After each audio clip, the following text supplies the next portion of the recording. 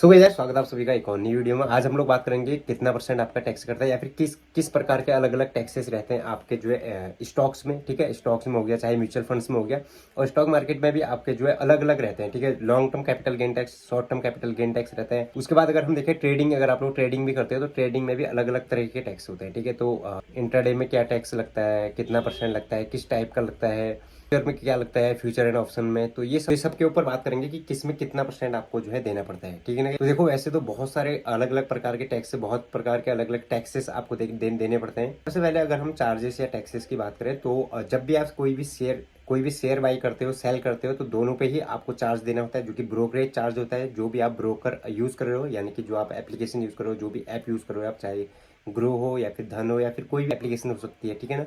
चाहे कोई भी एप्लीकेशन हो, सबके अलग अलग चार्जेस रहते हैं। सेल के, बाइंग के और सेल के चार्जेस अलग रहते हैं। लेकिन टैक्स की बात कर रहे हैं हम। ठीक है, जो इनकम है उस पर टैक्स भी लगता है। तो वो चार्ज हो गया, जो ब्रोकरेज चार्ज हो गया, आपने बाई किया, सेल किया उस टाइम पे, और उसी टाइम पे आपको जो है जीएसटी वगैरह जो गवर्नमेंट टैक्स जाता है वो भी उसी टाइम पे जाता है। ठीक है, जब आप बाई या फिर सेल करते हो।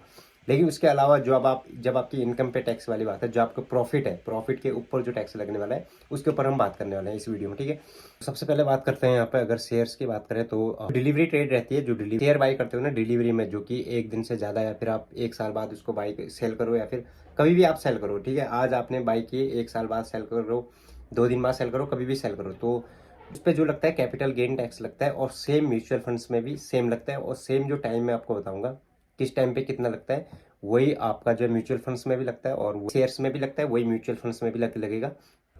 तो 12 मंथ से पहले जो है वो आपका शॉर्ट टर्म गेन टैक्स आ जाता है, उसमें आ जाता है, शॉर्ट टर्म में आ जाता है। तो शॉर्ट टर्म में आपको 20% लगेगा। ठीक है, 20% फ्लैट लगेगा।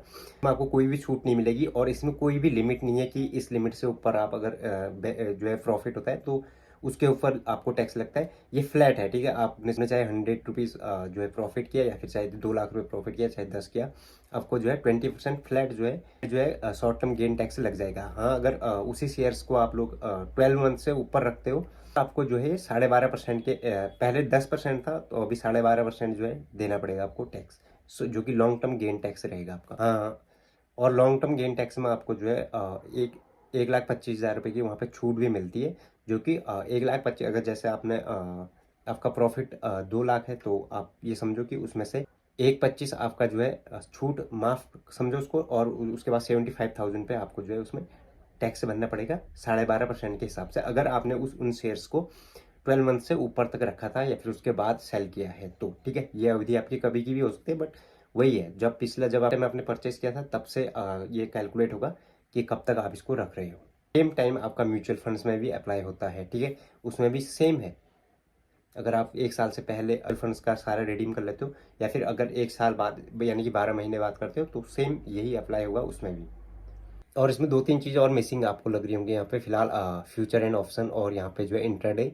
तो ये सारी जो है बिजनेस इनकम में जो है कंसिडर होती है, तो वहाँ पे आपको लॉन्ग टर्म या फिर short term capital gain tax में उसके अंडर में आप नहीं आते हो। जो भी इनके स्लैब है इनकम टैक्स के, ठीक है, तो वो बिजनेस इनकम में आपकी कंसिडर होगी, तो वहीं उसी स्लैब के हिसाब से आपको जो है टैक्स पे करना होगा।